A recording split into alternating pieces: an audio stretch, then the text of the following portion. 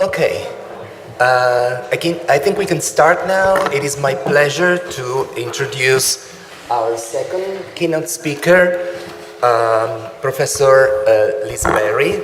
She is, yes, thank you. Liz Berry is Professor of Modern Literature at the University of Warwick, UK. She has published widely in medical humanities and aging, including Literature and Aging 2020 and an issue of the journal Age, Cultural Humanities, both with Marjorie Vibskagen, thank you. She also has articles on aging published in various magazines such as Textual Practice, Poetics Today, and the European Journal of English Studies and elsewhere. Her monograph on aging and time is under contract with Bloomsbury. Professor Berry has also published widely on Samuel Beckett, including the monograph Beckett and Authority, which came out in 2006. She has been the recipient of Age Studies grants with the Arts and Humanities Research Fund and the Norwegian Research Council. The title of her talk today is Touch, Hunger, Aging, Attunement, and Intercorporeal Body. Please join me and welcome Professor Berry.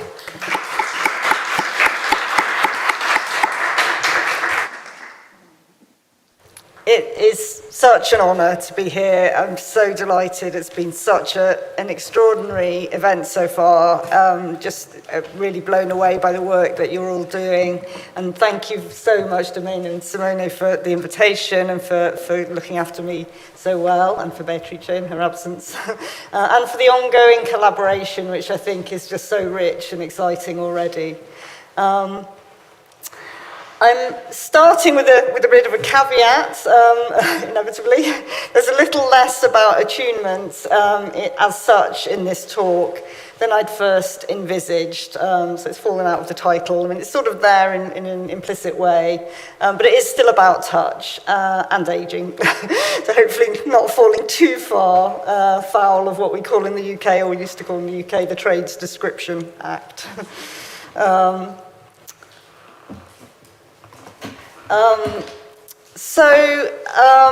I want to start with a little bit of a preamble about cultural age studies and its relation to theory.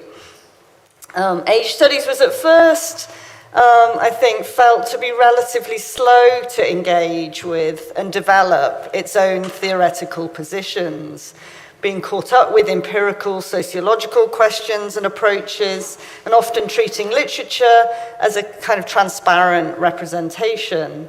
Stephen Katz wrote in a 1999 version of his essay Charcot's Older Women that age studies was accused by women's studies of being theory poor. And he spoke to a dearth of what he called criticality in the field in the inaugural 2014 issue of the journal Age, Culture, Humanities. As he observed, respected writers on age Thomas Cole and Andrew Achenbaum spoke to a gerontological specialization whereby the focus was confined to specific, often empirically driven, questions about aging within specific disciplinary frameworks. The rise of critical gerontology and its cognate age studies was in the form of scattered, as he saw it, scattered and nomadic interventions, relatively marginal in any given discipline. This, Katz implies, was not altogether a bad thing. Gerontology was forced to be reflective about its own usefulness and methodology. The theory entailed in such interventions has worked hard to relate itself to praxis, and it doesn't always do that. And the interest of the humanities in aging has led to an understanding of aging as Katz saw it from the inside. I'm going to trouble a little bit, I think, in this talk, this sort of inside-outside subject-object framing today, and lots of people have done this already. But that was something that Katz thought age studies might do from within the humanities, and the subjective experience of aging is something that I think there's still a lot to say about, and I'm very committed to that, of course. So Katz saw at that stage, in these sort of even by 2014, a relative sort of an opportunity, as it were, for bolstering theoretical firepower in age studies. There's obviously been a wealth of sophisticated work done. I mean, this is such a amazing sort of showcase of that work in the field since. But the theorization of aging is still an ongoing project. And it's a real joy to be at an event which is not just using literature or any other cultural forms as a broadly realist and transparent set of representations or attitudes to aging, but putting age studies into conversation with cutting-edge theory and exploring, as Maina said yesterday, the critical possibilities of form. Age studies is an exciting field as well, I think, because it is still relatively new, though I'm not going to be able to say that for much longer. And it is, as I said, still forging its theoretical frameworks, exploring this elusive, compelling, vitally important object that is older age. And it's a great journey to be on with all of you. So the body, or at least the lived body, has been, or was at least, strangely absent in much discourse about aging, at least in the early days, focused as that was on sort of population level issues, perhaps in the social subject. The body has also had a fairly distant relationship with much critical theory, what we might call high theory, though it intriguingly resurfaced, I think, in some later iterations of post-structuralism, for instance.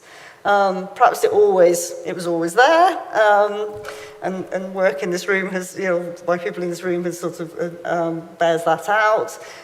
Even when it wasn't so evident, I think, partly due to, say, post-structuralism's debt to phenomenology, but also in other ways. I'm not a Derridean, or not very often, but I remember reading Derrida's essay, White Mythology, remember that? Early on in my graduate life. I'm an academic child of the mid-90s, so that's the sea that I swim in, or swam in. And working on the buried metaphor of cliché, as I was then, realizing, as we all have at some point or other, how integral the body is, of course, to our conceptual language. How, as Anatole France, quoted by Derrida, puts it in the Garden of Epicurus, the vocabulary of mankind was framed from sensuous imagery. Touch, to take only that sense of immediate interest to this talk, is at least as significant to the vocabulary of reason as vision. Ideas are grasped. Derrida cites Hegel's exploration of that idea. Concepts made tangible, minds manipulated. You could go on and on. So the body is in some ways has been a problem or been elusive even when we might expect it to be at stake, caught between different conceptual and discursive frameworks. Of course, we're all familiar with these sorts of different bodies. The body as scientific object, the phenomenological body, the body is kind of socially constructed and inscribed, often seen as caught between subject and object, between tenor and vehicle, as Derrida told us, between sentience and the sensible, it's sort of touching and being touched, sentience and sensibility, we might say.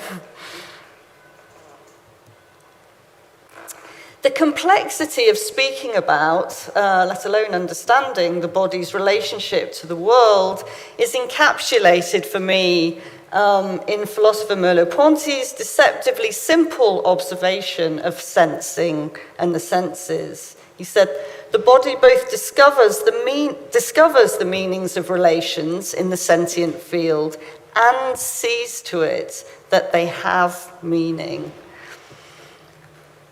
There's a lot we could unpack there, which I'm not going to, I'm afraid, but it's very, very suggestive, I think. But I'm interested, and I suppose I'm interested particularly in how the aging of our body might shape that meaning in all sorts of conceptual and practical and political ways.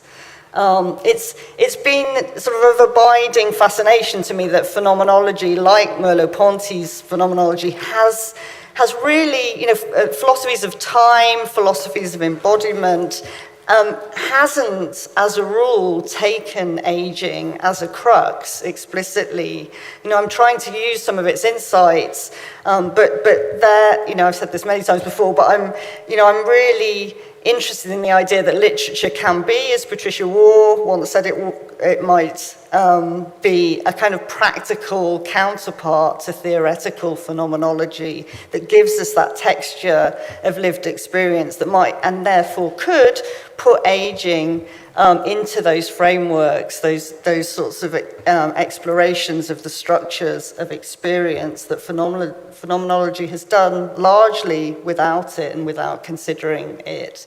Levinas is a bit of an exception. There are odd exceptions, but it's that's something I'm sort of trying to do in my work.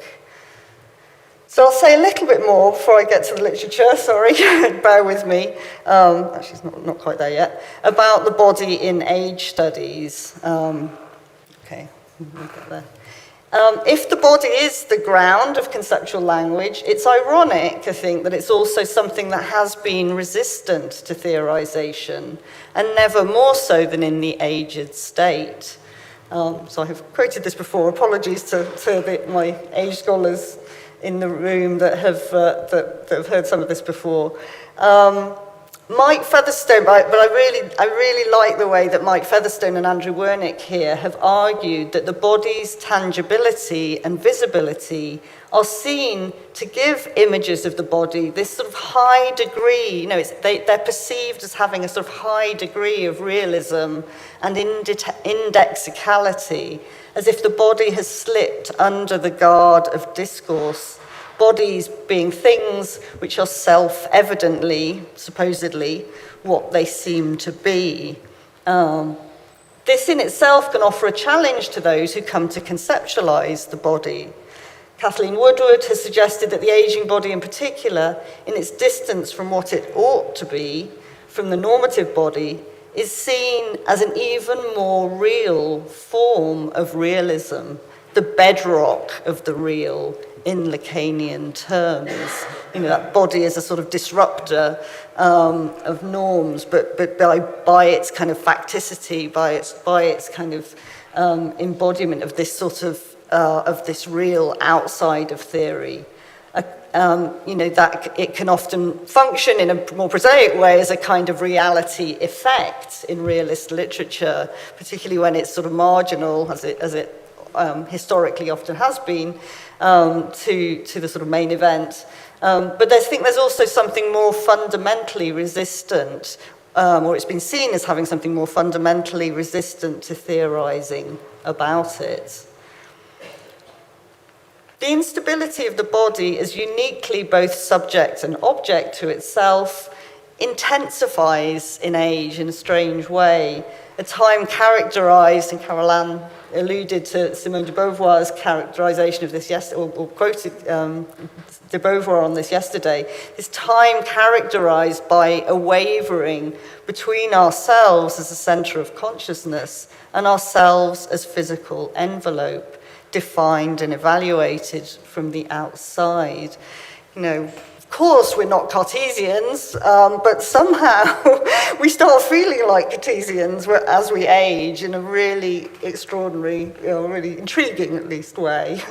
So the body's been hard to conceptualize in the context of age studies. It's a moving target characterized, of course, by change. How to deal with that dimension of time and change. These are very basic questions, but I think they're still questions that are animating the field, or the several fields that we operate in.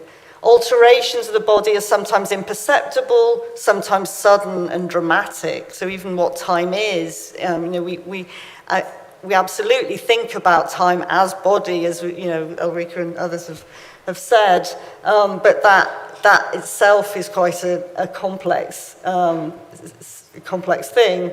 It belies, perhaps in age, a sense of continuity, that sort of narrative self that has been located in the consciousness, in the sort of disembodied consciousness in rationalist philosophy. And sometimes in certain experiences of advanced aging, it's seen as threatening that sort of narrative center altogether. It might be as well, as Rüdiger Kuhnau suggests, this is another of my sort of, tenets in doing age studies, it might be as well to think of aging not as essence, biological, chronological, or otherwise, but as difference itself, what Kuhnau calls the difference that time makes. And I'm, as the call for papers encouraged it, or sort of the provocation that the call for papers gave us, perhaps, as many of you are doing in a much more, I think, at a more advanced stage than mine. I have been thinking belatedly, in many ways, about the idea that this kind of concept of difference has parallels with Nancy, Jean-Luc Nancy's thinking about difference and the non-coincidence of the bodily subject, what he calls the body's difference from itself, the relation to the outside that the body is for itself. Aging seems, in a way, like a particularly literal version of this idea of difference, that there is, in Morin's paraphrase of his thinking, a spacing or a diaresis at the heart of any self. It might seem like a sort of disingenuous connection, but I think there's more to it than that. That sort of particular bewilderment in some ways, or particular curiosity, more positively framed, that besets the subjective experience of aging is related to this kind of spacing in Nancy's terms, the forms of separation inherent in being, as Nancy conceived it, which being in time institutes. We do not coincide, Tanja Stahler writes in an essay on Nancy. We are an event between events, embodied in a finite, fragile, vulnerable body, which is constantly changing. It's a matter of luck, as Stahler points out, in a sense, if this only happens through aging rather than illness. I think there's something problematic in a way about this idea that we're lucky if we even get to old age. I mean, it's true on one level. It's not the only way I think we should think about aging, but I think there is that. I think it's that idea that we all live into this particular kind of difference, if we are lucky enough, in a sense, to do so, gives it a very intriguing kind of cast. In this sense, we are also plural, thinking about Nancy's ways of conceptualizing the body. The body felt and encountered, in Nancy's words, as distant, near, reachable, unreachable, desirable, fearful, erotic, powerful, weak, fleeting. The centrality of the body in Nancy's work emboldens me to make this connection between difference in his scheme and the difference, the lack of self-coincidence encountered in aging. And of course, the primacy of touch in Nancy's work has also, as some of you have already amply demonstrated, has also made him a kind of rich fellow traveller in thinking about age.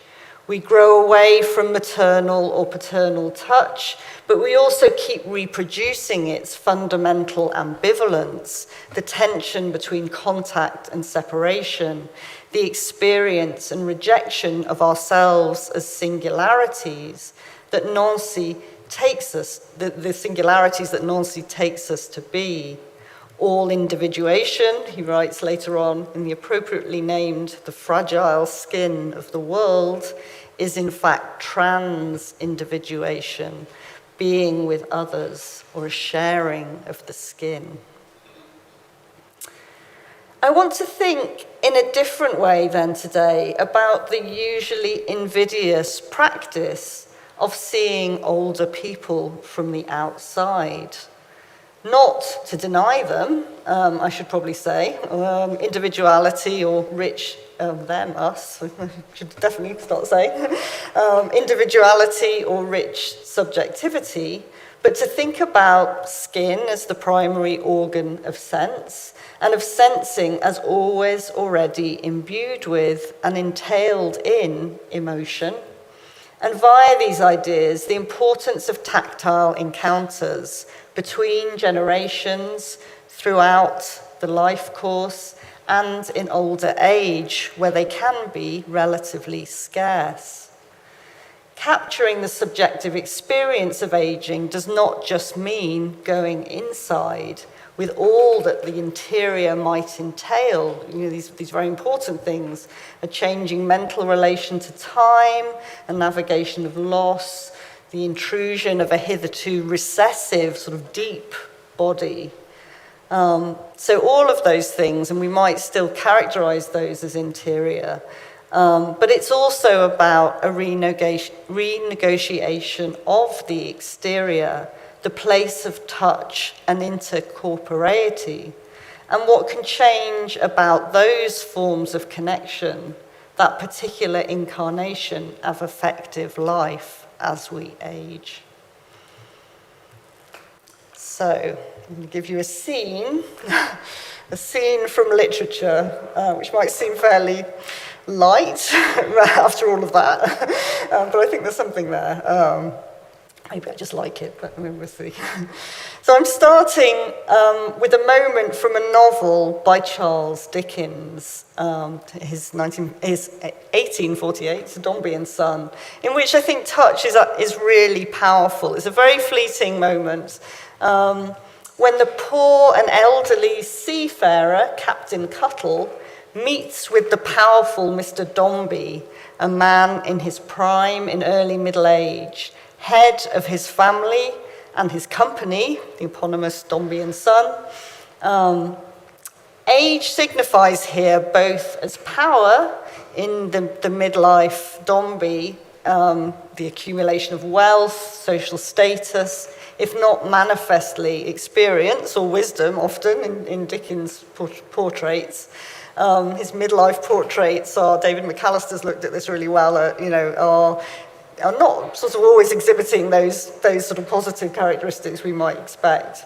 So power in many sort of obvious manifestations here, and disempowerment in the form of the older man, retired from a bodily demanding and treacherous career, if we can all rather kind of, that's probably a grand name for it in some ways, and physically and economically damaged by its vicissitudes. For Cuttle has lost a hand and has a hook in its place. This is an illustration from the 20s, so it's not of historic interest in some sense, but there, you can just about see his hook, and also a collection of silver trinkets that I'll talk about in a minute. He's got a hook, but this is far from the symbol of inhumanity and violence that it, in a very ableist way, it sort of becomes in a figure like Captain Hook. He's indeed fond to a fault. He's sentimental, he's incredibly kind, he's incredibly generous. He makes up by being a sort of adjunct to families, to the shortcomings or absences in other people's families. Cuttle is here to petition on behalf of his equally poor and elderly friend, Sol Gills, offering this sort of handful of sort of odd sort of assortment of silver objects, one spoon, I think it is, I'm not sure whether there's one cufflink there, but there might as well be. Just a kind of a collection of sort of bric-a-brac, really, that he guards as his kind of, a little treasure that he has.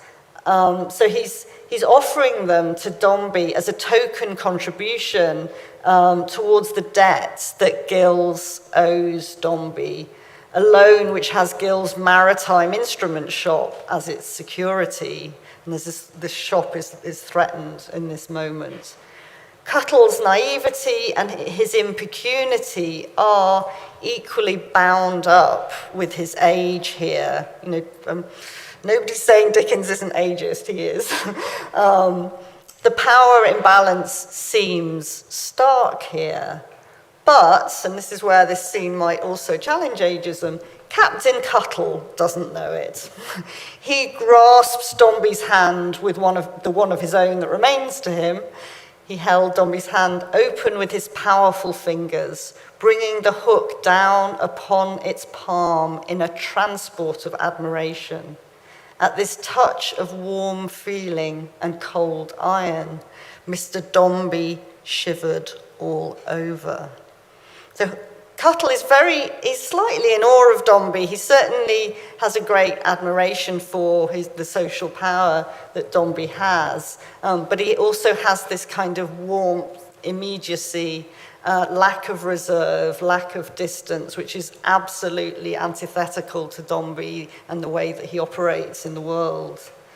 Dombey no doubt feels in all senses the lack of propriety and the affront that this transgressive gesture it represents. He may feel a tremor of unease at the unfamiliar sensation of this man's prosthesis where there should be flesh. He certainly feels the cold of the metal. Yet, I think, it's the warmth, I think it's very clear, it's the warmth of the gesture rather than the cold iron that causes this icy man to shiver. It's the challenge of Cuttle's sympathy itself, a challenge that he's incapable of answering. It's the strength of the fearless Captain Cuttle's will and the corresponding failure of his own. In Nancy's terms, we might see that he can't recognize Cuttle, in a sense, as another self alike in its individuation. Other people sort of only inert things in themselves, perhaps as Sartre might put it, in Dombey's world. Dombey rarely touches and frequently prohibits touch. He's called, in an early epigram, which nonetheless speaks volumes, the beadle of private life. He coldly lays down the law in his household and forbids its intimacies. He has internalized the idea of the sovereign father as abstract and therefore aloof, what Patricia Jaeger, in her seminal critique of patriarchy, called an asomia or bodilessness, linked to the concept of fatherhood as an enormous abstraction of the oppressive legality regulating society itself. So it's very much, those terms are very much of 1989 when Jaeger was writing, but I think there is, the novel explores, what we can still see in the way that the novel explores paternity, fatherhood, society. We can still see the resonance of some of those ideas. This incarnation of the sort of social symbolic is, in one sense, a kind of affront. However, Dickens makes explicit that this prohibition on touch, that Dombey, no one's allowed to touch him, his children are not allowed to touch each other, or he doesn't encourage it, or anyone else, can be identified not with some kind of omniscient property in him, not with that sort of abstraction of omniscience, but with an intimate psychic wound in Dombey himself. we begin to surmise he forbids touch as a sort of narcissistic repetition under his own control of his own exclusion from the intimate mother-child dyad in his children's early days. So his wife, he has two children, Florence, who's the oldest child, and a son, Paul. His wife dies very soon after Paul is born, and Paul dies not that long into his own childhood, leaving Florence and Dombey together. But before that, we only see the last days of the children's mother, but we see Florence as always at her bedside, the doctors encouraging them to embrace each other, encouraging Florence to give her physical comfort in some sense, almost as a sort of responsibility of this small child, but they are incredibly sort of tightly, physically sort of entwined with each other, and their embrace is very powerful. And Dombey's excluded or excludes himself from this sort of charmed circle of the maternal embrace they enjoy. And Florence and Paul's relationship, short-lived as it is also very, very tactile, and Florence having to be mother as well as sister to him. And we see Dombey's sort of ambivalence about all of these things, perhaps reflecting, and there's some hints that it might reflect a kind of lack of touch in his own chilly childhood. He's not an aloof and omnipotent father figure, but the weakened and excluded third, in Maureen Marks and Simon Lovestone's psychoanalytic term, in a model informed by Andre Green's apposite theory of the lost father. Dombey's ensuing prohibition on relations of touch is in fact emblematic throughout the novel, not of his strength, but of his failings, his ineffectiveness as a father, his emotional isolation, and for all his wealth and influence, his social and psychic impotence. Only in the role of white-haired grandfather, right at the end of the novel, released from the structural tensions of the parent-child dynamic, a role, grandparent, that's often been identified as that of a guardian of familial stability, can Dombey finally practice positive familial touch, holding his grandson's hand and smoothing away his granddaughter's curls. There's a lot to say about curls in the novel, but I haven't got time. Touch can be an instrument of the uneven and asymmetrical exercise of power, those at either end of the life course being particularly vulnerable to unwanted or ill-intended contact. In Dickens's novel Little Dorrit, which I've talked about elsewhere, they talk about sort of giving someone, there's a threat made to give someone a nasty touch. And I'm sure that's elsewhere in Dickens and this period as well, that sense of a proverbial, of touch being synonymous with violence in that proverbial language. But there's also that sort of, that injury in depriving people ruinously of human connection. Again, sort of perhaps most ruinously at the beginning and the end of life. And as this passage with Cuttle and Dombey shows, it can also be a source of agency. Touch, unlike the other senses, Yi-Fu Tuan says, modifies its objects. It reminds us that we are not only observers in the world, but actors in it. Cuttle has an intuitive sense of this that Dombey does not. So I'm going to make a kind of literary survey of a few instances of touch at different points in the life course, to kind of try and explore some of these ideas. Just starting with touch in itself. Touch is a foundational human sense, the first sensory system to become functional in the embryo and possibly the last to fade. The ground of the first relationship with a human being,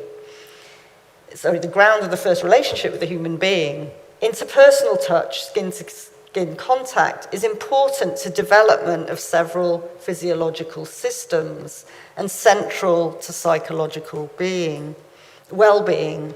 Caroline was sort of touching on this yesterday. From the very first moment of existence to the last. The role of touch as a psychic support and ontological affirmation continues through life. In the words of Attunement and Massin, tactile sensations immediately cry to us, "I am here." It's unsurprising then that touch is the occasion for these key scenes of intergenerational struggle, life course transition, and existential affirmation throughout literary history. An emblematic instance directly illustrating Attunement and Massin's link between touch and ontology is the scene in Coleridge's great set of philosophical reflections, Opus Maximum, where he describes a young child calling out to his mother from his dark crib by her bed. Many a parent has heard the 3 years child that has awoke during the dark night entreat in piteous tones, "Touch me, only touch me with your finger." Have they really, Coleridge? I don't know. He has heard such a thing himself, he goes on, I don't know. A child of that age, under the same circumstances I myself heard, really? In answer to the mother's inquiries, half hushing and half chiding, "I am not here, touch me, mother, that I may be here." The witness of its own being had been suspended in the loss of the mother's presence by sight, sound, or feeling. So maybe it's just me, but I'm slightly skeptical about whether these exact words were spoken by the 3-year-old, but whether or not this scene represents a true memory, the psychological truth of it, I think, is recognizable to anyone who has raised a child from infancy or lived in close proximity to one.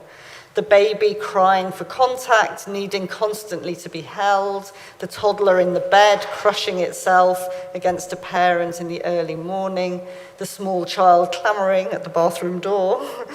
And this passage also feels quite close to the more well-known literary example, that of the young Marcel at the opening of Proust's monumental In Search of Lost Time, lying unsleeping far from my mother and grandmother and craving their presence. Even this cosseted child, in the absence of physical comfort at night, feels existentially vulnerable. In the absence of this contact, the objects in his room, gain a kind of personified character in order to provide a more sentient form of touch. I would lay my cheeks gently against the comfortable cheeks of my pillow, as plump and blooming as the cheeks of babyhood. The narrator projects his own inner infant, perhaps, with its craven need onto the pillow itself. And this need for touch to repair a feeling of ontological fragility is linked in Proust's treatment to the liminal moments of waking and falling asleep. When Marcel wakes from a heavy sleep, not knowing where I was, neither could he be sure at first who I was. I had only the most rudimentary sense of existence, such as may lurk and flicker in the depths of an animal's consciousness. Very famous passage, I know.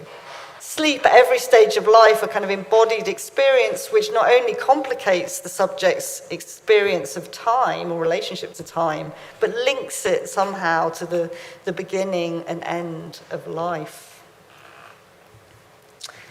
When we picture Coleridge's child in his crib by his mother's bed, and kept here by her presence, or Proust's otherwise kind of fairly coddled narrator, it can also bring to mind the chilling alternative, another powerful literary opening to a novel in which the orphan Pip, of course, in Dickens' own Great Expectations, lacking that contact, only having a fairly a sister who withholds loving touch for the most part and gives quite a lot of that violent touch that we talked about.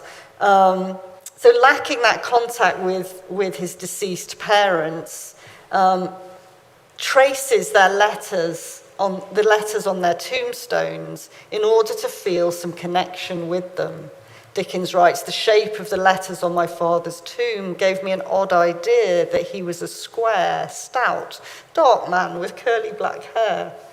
He tries to draw from the shape and sound of the letters some arbitrary idea of his parents' physical appearance and character, a process only pointing up the conventionality of the linguistic sign, the emptiness of the name in the process. This tracing is not necessarily literal touch, but the physical properties of the letters conjure the sense of writing itself as touch, as carving into stone, figurative or literal.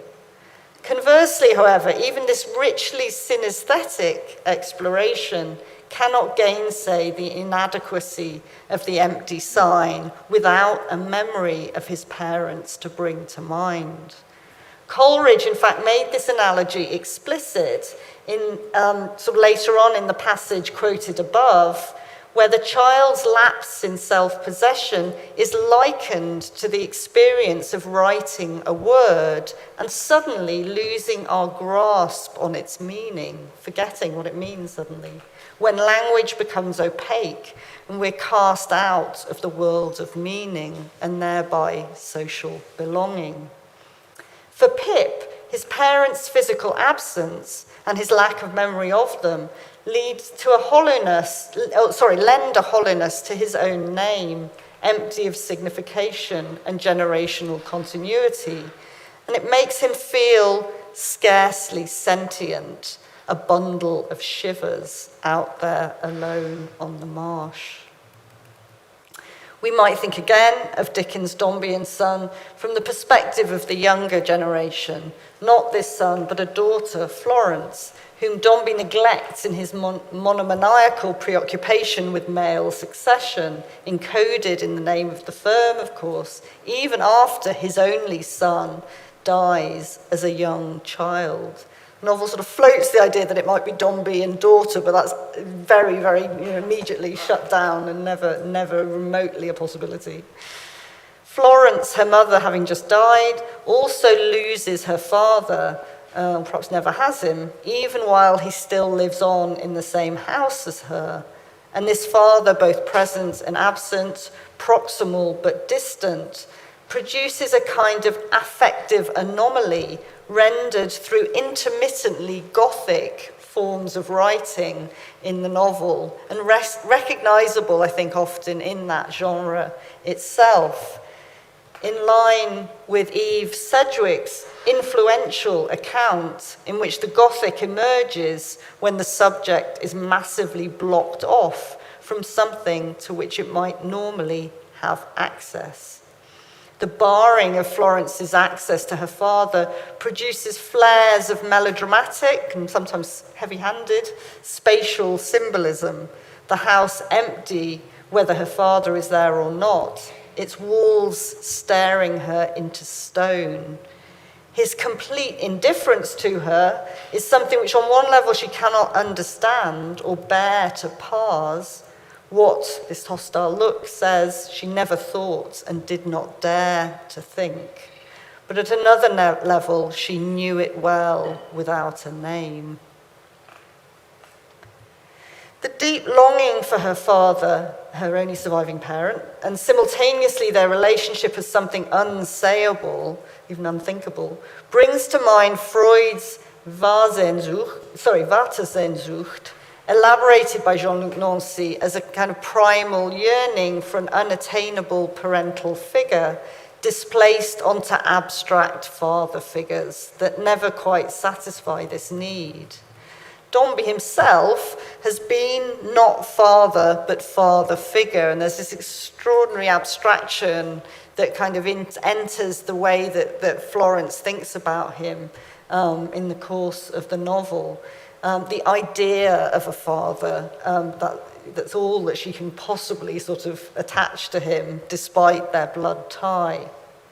When he does finally broach the distance between himself and Florence by hitting her hard enough on the breast to raise a lasting bruise, thereby, in fact, allowing her to give up finally the fantasy of loving connection, he murders only that fond idea of fatherhood to which she had held in spite of him. We see in such language, and we see in not just the kind of the abstract language there, but also the kind of melodrama in murders. Although, it is an extremely affecting scene, of course, but we see in that language what Nancy describes in the generalized longing for the father as its inanity as well as its persistence. And I think that idea of inanity is very suggestive here. It's a sort of effective anonymity, as one critic calls the relationship between father and daughter here. The inchoate sense of identity that Florence has, the impossibility of speaking of this lack in terms other than metaphors, are all bound up in this idea of inanity and kind of produce in Dickens' writing these quite sort of cliche, in a sense, quite familiar Gothic forms and flares of kind of melodrama in the midst of this sort of comic realism, and fueled, of course, by Dickens' own very, very difficult relationship with his own very hostile and neglectful father, no doubt. And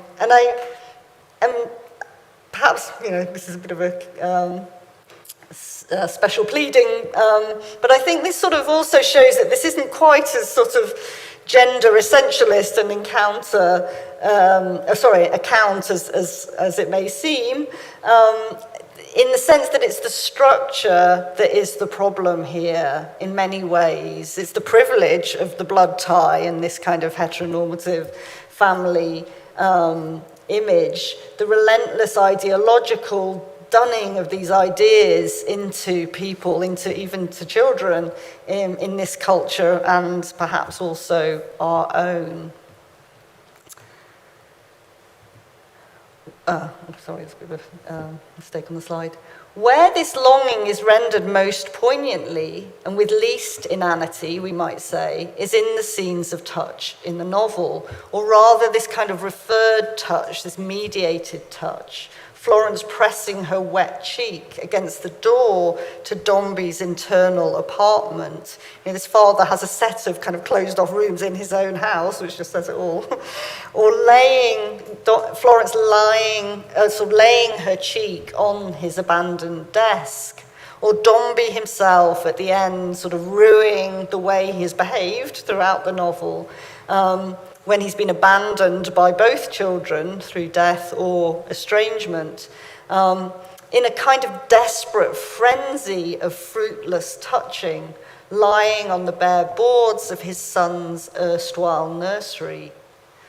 And Nancy's insight that we know ourselves through our encounters not as an interiority with other interiorities, but as an outside with other outsides, via the skin of objects, spaces as well as people, is just so resonant, I think, with this novel, and the idea of partition that we find there in all sorts of ways.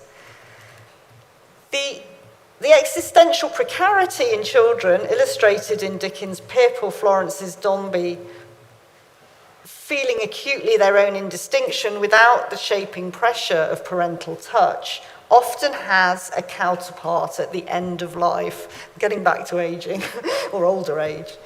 The role of touch as a psychic support continues throughout life. As we reach advanced old age, our sensory faculties become less effective, and it's been argued that the sense of touch becomes correspondingly more salient. Psychologists we got there in the end, talk of a touch hunger in those of advanced age, less often touch sometimes, even when living communally beyond basic task-based care. Touch itself, both touch sensitivity and acuity, the ability to know through touching, also becomes steadily less effective in sort of extreme older age at least, something attributed to factors such as the loss of elasticity, decrease in peripheral nerve fibers, and dysregulation of neural signals. This risks compounding the existing touch hunger and conversely seems to increase the pleasure derived from touch. It's poignant that for many, this can be a period of life when spontaneous intersubjective touch becomes harder to come by. So I want to end this brief sampling of literary touch and this talk by looking at a canonical example of literary aging, which foregrounds the link between touch and existential crisis, while also giving it a striking social and political dimension. Shakespeare's King Lear. Shakespeare's play turns out to be riddled, sorry about that use of the verb, I don't know if it's good or bad, but turns out to be riddled with instances, not just of touch, but of self-touch, often in the form of deliberately self-inflicted pain. Skin wounds created as a proof of one kind or another. The king himself, abandoned and unaccommodated in many senses, turns to touch, even a minor form of self-harm, to know himself. I will not swear, he says, these are my hands, let's see. I feel this pinprick. Would I were assured of my condition. He's struggling without the attention bestowed by kingship or the respect due, as he sees it, to sovereign paternity, to know what he is or that he is outside of these roles, to the point of pathological dissociation. Self-inflicted wounds are also a fitting outward sign of a discarded father with pelican daughters. It's an amazing image. Offspring whom the bird would have to feed by rending their own breast. Age is, of course, highly pertinent here. As he says at one moment, age is unnecessary. The pinprick Lear feels in this scene, but which cannot assure him of his condition, is amplified at other moments in the play in pinches, cuts, stabs in other characters as well, but driven by the tacit or explicit impulse to make themselves feel. The play deals proverbially with overwhelming grief, with being unaccommodated by and cast out from the social and familial order in old age, as well as vulnerable to unbearable feeling. Kent spells it out at the end when he yokes together age and difference. So Kent, loyal to Lear, says, I am the man that from your first of difference and decay have followed your sad steps. Rudiger Kuhnau, identifying age as the difference time makes, has a precursor in Kent here. Difference that is difference in time is pure difference, necessary and implacable. I'm getting to the end. In age, Lear feels intensely, of course, but thereby paradoxically risks becoming almost insensible to pain. When Kent implores him earlier to take shelter from the storm, he scorns its effects. Kent, as Lear sees it, is worried about the weather invading us to the skin, but he himself is insensible. This tempest in my mind doth from my senses take all feeling. And in Giulio Pertile's subtle and revealing reading of the play, self-inflicted pressure and pain, what he sees as mortification, is both a means to habituate oneself to pain and a way to re-sensitize oneself in a clumsy way to feeling and to the outside world. The irony in this play is that it's in a play all about touch and self-touch, is that Lear had, as a king, maintained, as Terry Eagleton has argued in After Theory, a fantasy of abstract power, sovereignty omnipotent in Eagleton's terms, partly because it has no body and is so abstract. And he has to experience this storm, he has to kind of go through this process to see himself as finite and fragile and like others, to understand, to bring him back to himself, or perhaps a place that he has never been. Reason isn't reason that does not move within the constraints of the sensitive suffering, and we might add, aging body. This broad but glancing exploration of touch as the conduit of intergenerational relations has, of course, excluded much, not least malign touch. But I've sought to demonstrate the importance of touch to the formation of the psyche and the pattern of relating laid down in infancy, as well as the way in which touch hunger persists throughout life, often intensifying again in older age in response to isolation and social exclusion. The skin as site of touch is boundary and conduit, receptive and protective, place of interchange between ourselves and the world. It's where we know ourselves and understand our potential for influence on others. We hunger for touch, and it brings us both into the world and out of it, and is neglected at our peril. Thank you.